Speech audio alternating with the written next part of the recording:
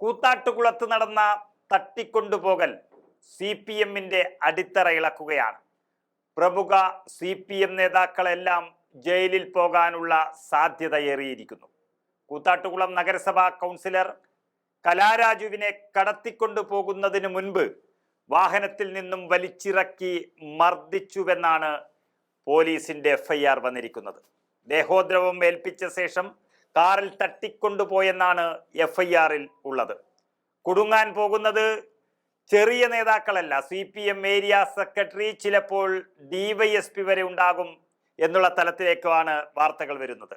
സംഭവത്തിൽ CPM-ന്റെ Koothattukulam area secretary PB Ratheesh, നഗരസഭയുടെ ചെയർപേഴ്സൺ വിജയ ശിവൻ, അതുപോലെ വൈസ് ചെയർമാൻ സണ്ണി കുര്യാക്കോസ്, CPM-ന്റെ ലോക്കൽ സെക്രട്ടറി ഫെബീഷ് ജോർജ് എന്നിവരും അതുപോലെ കണ്ടാലറിയാവുന്ന 45 പേർക്കെതിരെയുമാണ് കേസെടുത്തിരിക്കുന്നത്.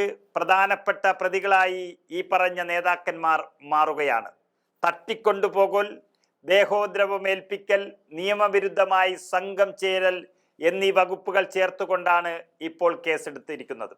ഒരുപക്ഷെ കലാരാജു എന്ന വനിതാ നേതാവ് അല്ലെങ്കിൽ വനിതാ കൗൺസിലർ അവരുടെ കേസ് പ്രകാരം ഇനി മറ്റു ചില കേസുകളും കൂടി ഇവരുടെ മേൽ വന്നാൽ എത്രയും പെട്ടെന്ന് തന്നെ അകത്താകാനുള്ള സാധ്യതകളാണ് കാണുന്നത്. കലാരാജുവിൻ്റെ പരാതിയിലാണ് ഇപ്പോൾ കേസെടുത്തിരിക്കുന്നത്. അവരുടെ മക്കളുടെയൊക്കെ പരാതി നിലനിൽക്കുന്നു.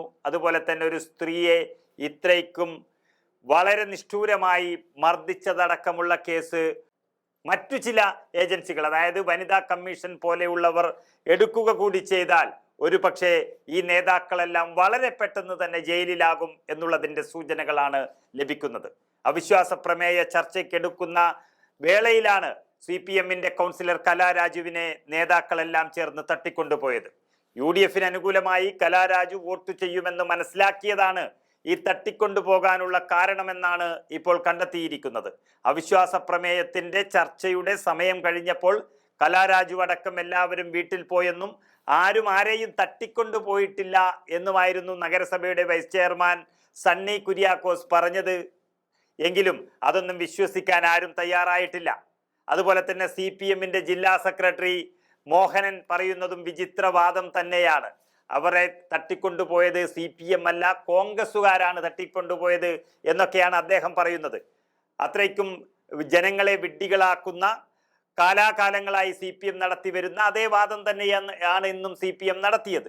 പക്ഷേ ഇപ്പോൾ ലോകം മാറിയെന്നും ഇപ്പോൾ സോഷ്യൽ മീഡിയയുടെ കാലമാണ് എന്നൊക്കെ അറിയാവുന്നവർ ഒരിക്കലും മോഹനന്റെ വാദം ശരിവെക്കുകയില്ല. പക്ഷേ എന്തൊക്കെ തട്ടിപ്പ് പറഞ്ഞാലും കോൺഗ്രസിന്റെ ജില്ലാ പ്രസിഡന്റ് മുഹമ്മദ് ഷിയാസും അതുപോലെ മാത്യു കുഴൽനാടൻ അടക്കമുള്ള നേതാക്കളും MLA-മാരും രംഗത്തെത്തിയതോടെ ഈ CPM നേതാക്കൾക്ക് ഒരു രക്ഷയുമില്ല എന്നുള്ളതാണ് യാഥാർത്ഥ്യം. അവർ വളരെ സുരക്ഷിതമായി തന്നെ കലാരാജുവിനെ മാറ്റുകയും അതുപ്രകാരം അവർ അനുഭവിക്കേണ്ടി വന്ന എല്ലാ യാതനകൾക്കും പകരം ചോദിക്കുമെന്നുള്ള വ്യക്തമായ താക്കീതോടുകൂടി തന്നെ രംഗത്തിറങ്ങുകയും ചെയ്തിരിക്കുകയാണ് കോൺഗ്രസിന്റെ നേതാക്കന്മാർ.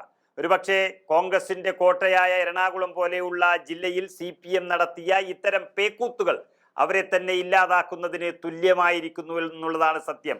ഓരോ നീക്കങ്ങളും CPM നടത്തുന്ന ഓരോ നീക്കങ്ങളും പരാജയപ്പെടുത്തുകയാണ് കോൺഗ്രസ് നേതാക്കൾ. CPM പോലീസിനെ ഉപയോഗിച്ച് ആശുപത്രിയിലെത്തി ഭീഷണിപ്പെടുത്തുന്ന ഒരു രംഗം വരെ നമ്മൾ സോഷ്യൽ മീഡിയയിൽ കണ്ടു. അതിനെ വരെ മാത്യു കുഴൽനാടൻ ഉൾപ്പെടെയുള്ളവർ പോയി ആ നീക്കം തന്നെ തകർത്തെറിഞ്ഞ ചില രംഗങ്ങളൊക്കെ നമ്മൾ കാണുകയുണ്ടായി.